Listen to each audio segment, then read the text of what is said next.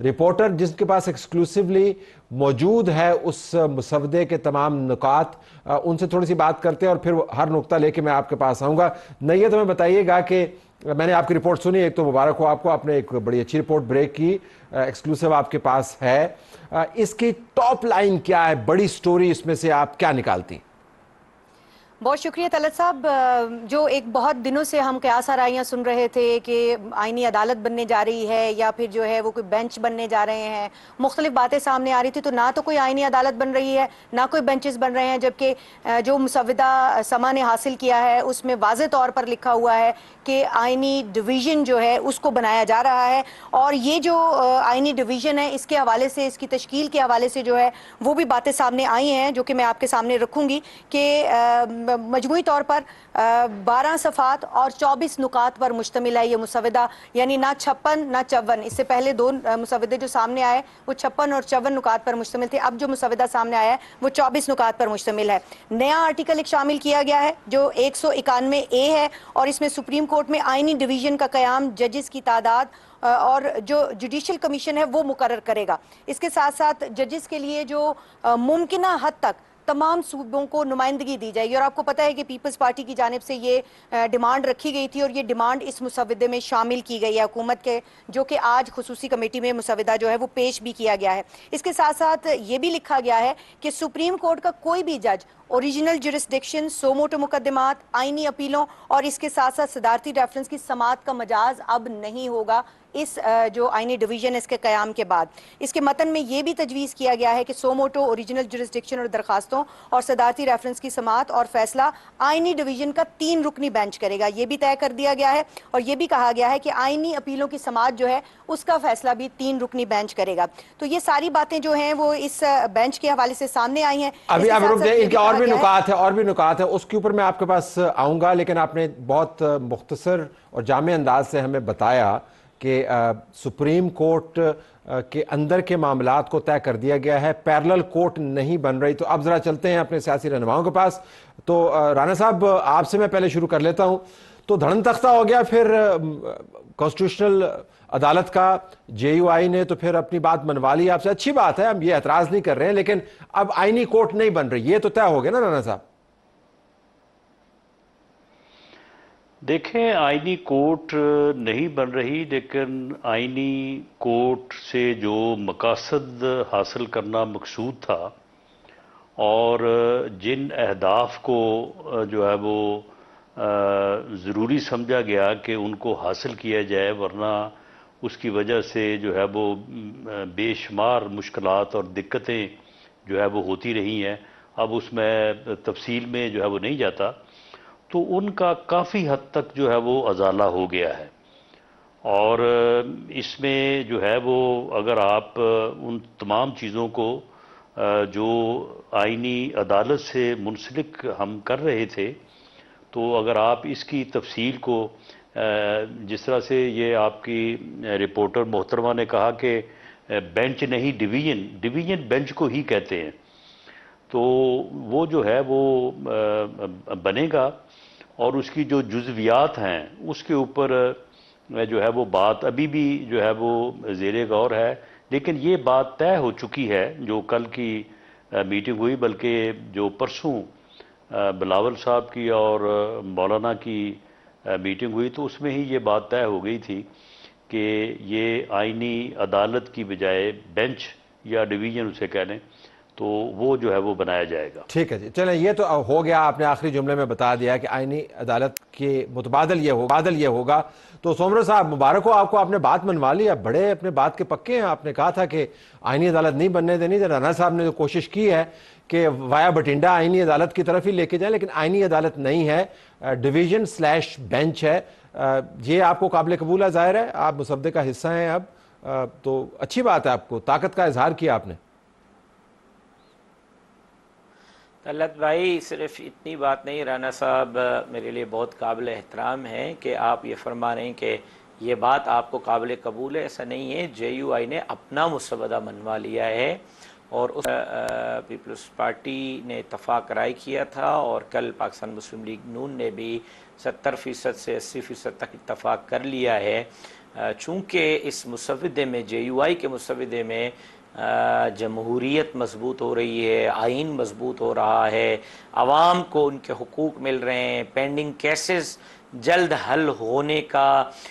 جو ہے وہ یہ کہا جا سکتا ہے کہ امید قائم ہو جائے گی، اور آئینی جو ایک بہت بڑا ہیجان کی صورت ہے کہ 24 گھنٹے صرف سپریم کورٹ میں آئینی کیسز سننے کو ملتے ہیں، اس کے لیے ایک الگ راستہ بنایا گیا ہے تاکہ آئینی مشکلات بھی حل ہوتی رہیں، عوام کو بھی ریلیف ملتا رہے۔ تو JUI نے پاکستان کے لیے، عوام کے لیے، آئین اور جمہوریت کے لیے جو اقدام اٹھایا اس پر پیپلز پارٹی نے اتفاق کیا، مسلم لیگ نون نے اتفاق کیا۔ میں بہت پر امید ہوں کہ آج PTI بھی اتفاق کر لے گی، اس پر میں قوم کو مبارکباد بھی پیش کرتا ہوں اور ان تمام جماعتوں کا شکریہ بھی ادا کرتا ہوں۔ اچھا، آپ نے یہ تو ہوگی نا پریس ریلیز JUI کی طرف سے، اب ذرا ہم اس نقطے کی طرف آئیں جو رانا صاحب نے ابھی اٹھایا تھا۔ آپ نے فرمایا کہ اپنا مسودہ منوا لیا، یہ جو جوڈیشل کمیشن ہے، اس نے یہ ڈویژن یا بینچ بنانا ہے، سپریم کورٹ کے چیف جسٹس نے نہیں بنانا پریکٹس اینڈ پروسیجر کے تحت، ایک یہ ہے۔ اور اس کی کمیشن کی جب ہم کمپوزیشن دیکھتے ہیں تو اس کے اندر پلہ بھاری ہے حکومتی اور پارلیمانی اراکین کا، میں ذاتی طور پہ اس سے اتفاق کرتا ہوں۔ جو آئینی عدالت بننی تھی وہ بھی ایسی ہی بننی تھی، لوگ کہتے ہیں یہ آئینی عدالت ہے بذریعہ ایک اور نام کے، تو یہ نہیں ہے کہ نون لیگ نے اپنی بات نہیں منوائی، انہوں نے بھی اپنی بات منوائی ہے۔ ایسا نہیں ہے طلعت بھائی، ایسا نہیں ہے۔ سب سے پہلی چیز یہ ہے کہ یہ چیزیں میرے پاس امانت ہیں پارٹی کی، ابھی انڈر ڈسکشن ہیں، کون سا نقطہ تمام پارٹیاں اس پہ اتفاق کرتی ہیں۔ اب تو اتفاق ہوا ہے پیپلز پارٹی، JUI اور مسلم لیگ نون کا 70-80%، 20% ان کے بھی ابھی جزیات پر اتفاق ہونا باقی ہے، PTI 100% باقی ہے۔ تو قبل از وقت ہوگا کسی چیز پر میرا بات کرنا، اور قبل از وقت ہوگا کہ میں اپنی پارٹی کا کوئی راز آپ کے سامنے رکھوں، لیکن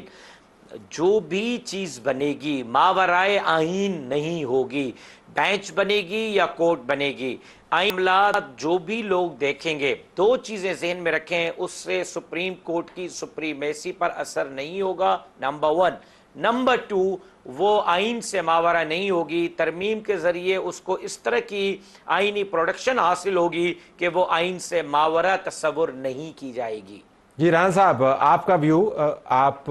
اسے اتفاق کرتے ہیں کہ جو آئینی معاملات ہیں اس کے اوپر آپ نے کنسیڈ کیا JUI کا مسودہ ہی چلا؟ جی گو ہیڈ۔ دیکھیں، معاملہ یہ ہے کہ جو بات سمرو صاحب فرما رہے ہیں بالکل ٹھیک ہے۔ اس میں آئینی عدالت کی بات جو ہے وہ ہم نے کی، بلاول صاحب نے اس کے اوپر بہت زیادہ جو ہے وہ محنت کی، زور دیا، اور جن مقاصد کا حصول وہ آئینی عدالت کے ذریعے سے چاہتے تھے، اگر وہ 70-75% پورے ہوں اور نام اس کا جو ہے وہ بینچ یا ڈویژن ہو تو وہ جس طرح سے مثال ہے کہ مقصد تو عام کھانے سے ہے نا، درخت گننے سے تو نہیں ہے۔ تو ہوا یہ ہے کہ یہ جو عمل ہوا ہے آئینی ترامیم کے کرنے کا، میں سمجھتا ہوں ایک سیاسی کارکن کے طور پہ کہ جو میٹنگ کل ہوئی ہے لاہور میں،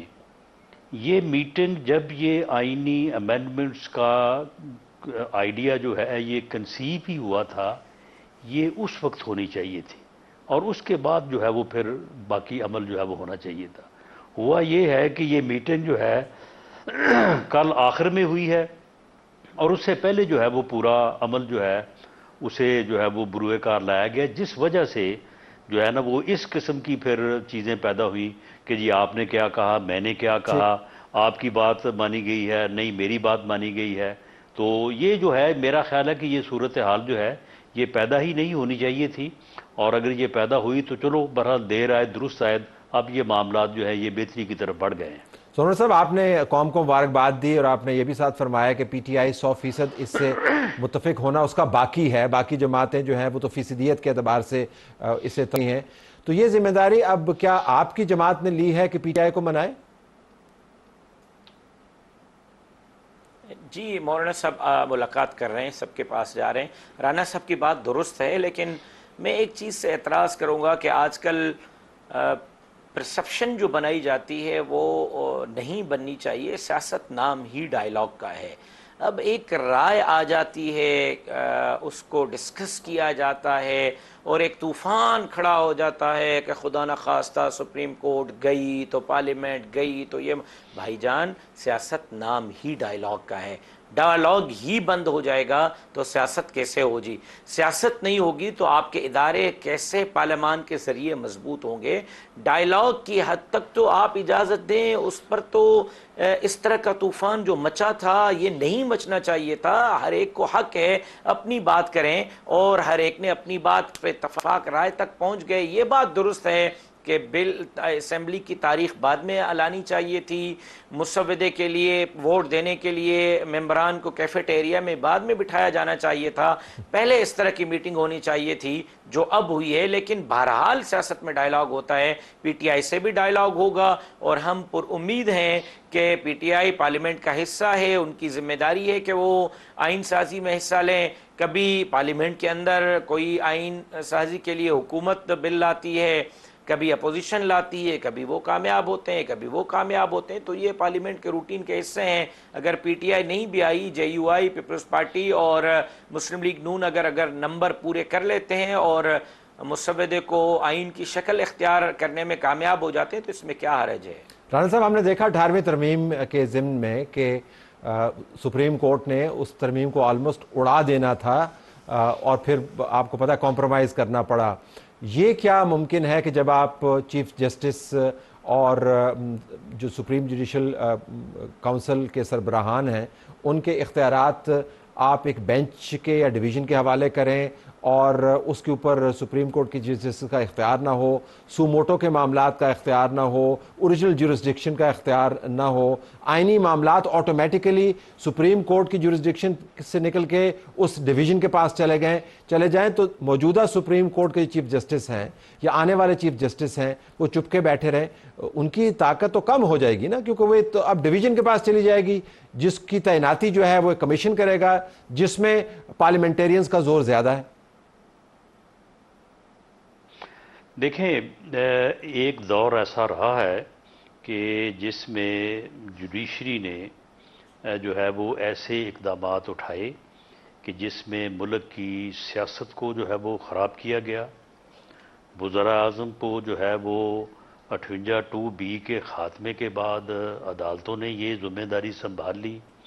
ताले आज़माओं की जो है वो हमायत की गई, ताले आज़माओं को आइन में अमेंडमेंट करने के इख्तियारात दिए गए। लेकिन अब होते होते बात वहाँ पे पहुँच चुकी है या पहुँच चुकी थी कि अदालतों ने आइन जो है वो रीराइट करना शुरू कर दिया था और अब पार्लियामेंट जो है वो भी जो है वो अपने जो है वो हक के लिए या अपनी जो है वो जुरिस्डिक्शन के लिए जो है वो पूरी तरह से जो है वो आगाह हो चुकी थी या उसे भी ये शऊर जो है वो हो चुका था। तो अब ये जो अमेंडमेंट्स होने जा रही हैं इसके बाद जो कॉन्स्टिट्यूशन है